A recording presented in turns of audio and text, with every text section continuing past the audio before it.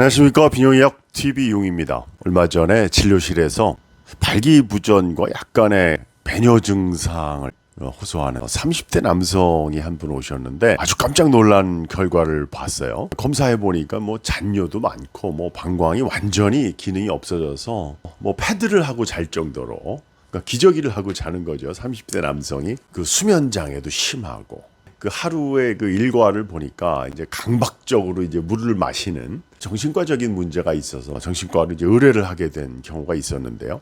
벌써 한 5, 6년 전부터인가요? 일반 매스컴에서도 물을 많이 마시는 것이 이제 건강에 좋다, 이런 것이 큰 화제가 돼서 모든 방송 매체나 모든 매체에서 물 마시는 거에 대해서 자꾸 이제 강조를 하다 보니까 어떤 경우에는 이제 병적으로 이제 물 마시는 분들이 이제 발견이 됩니다. 우리 몸 안에서 이제 물이라는 게 이제 굉장히 중요한 역할을 하죠.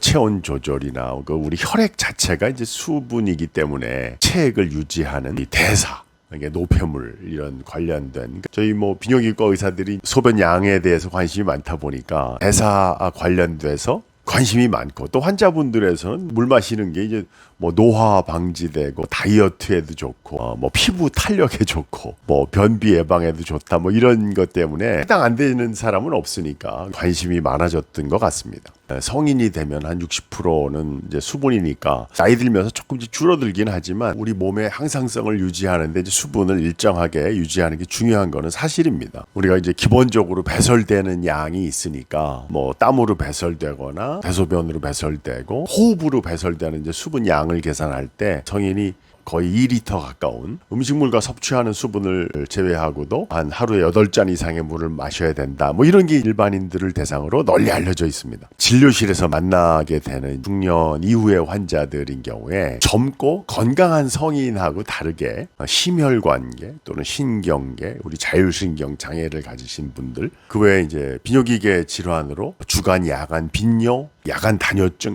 배뇨장애 관련된 증상들을 가지신 분들에서는 만성적으로 어떤 약물을 드시고 있는 것들이 수분 섭취에 대해서 주의를 기울여야 될 부분들이 굉장히 많아지거든요. 심혈관계 약 중에서는 이제 이뇨제 성분이 들어가 있는 경우에는 소변의 빈뇨나 급박뇨 되는 시간에 따라서 약 먹는 시간과 수분 섭취하는 정도를 균형을 이루어야 되고요.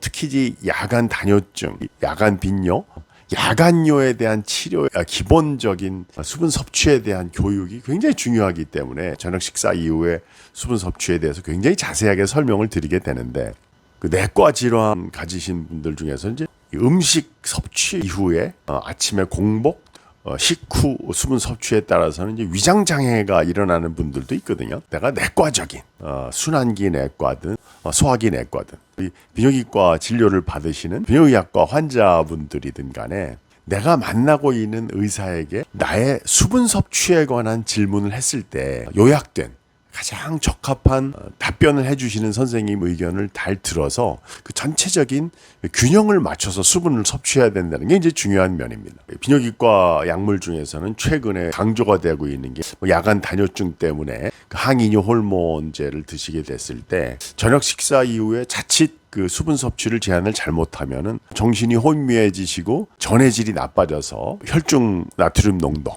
소듐 농도가 낮아지는 심각한 부작용이 생기는 분들도 있거든요. 수분 섭취를 제한을 했을 때 그 증상도, 그런 위험성도 훨씬 줄일 수가 있고, 항이뇨 호르몬처럼 밤에 소변을 안 보도록 하는 약제를 복용하는 경우에 아침에 소변을 좀 더 자주 보게 되는, 수면 중에는 소변을 자주 안 보지만 소변의 배출량이 이제 오전 중으로 이제 이동을 하게 되거든요. 그런 분에서 이제 심혈관계, 혈압과 관련된 약물을 이제 오전에 이뇨제 약물이 들어가 있는 걸 드시는 분들은 최근에 갑자기 이제 약물이 바뀌었을 경우에 항이뇨 호르몬 효과와 플러스 되면 오전 중에 아주 소변을 자주 보게 되는 분들도 있게 되거든요. 여러 과를 다니면서 여러 가지 약물을 드시는 분들이 어떤 과목 선생님을 만날 때 내가 다른 과에서 이 약물을 먹는데 여기서 처방해 주시는 약물과 비교해서 수분 섭취를 어떻게 해야 되는가 하는 거를 한 번은 질문을 하셔서 그 지침을 받아서 수분 섭취에 대한 제한이나 아니면 수분 섭취를 충분히 해야 되는 요령을 상담을 한 후에 결정을 하는 게 굉장히 중요한 것 같습니다. 최근에 약물의 용량이나 종류가 바뀌었던 경우, 비뇨기과 의사들은 이 야간 빈뇨에 대한 관심이 굉장히 많기 때문에 소변 증상뿐만 아니라 쓰고 있는 약에 대한 종류를 다른 과에서 처방받는 처방 전체를 오늘 상담하시는 선생님하고 본인이 드시고 있는 약물 전체 처방을 가지고 오셔서 그 수분 섭취에 대해서 오전, 오후, 취침 전에 수분 섭취하는 방법에 대한 자문을 꼭 구하고 드셔야 건강을 해치지 않는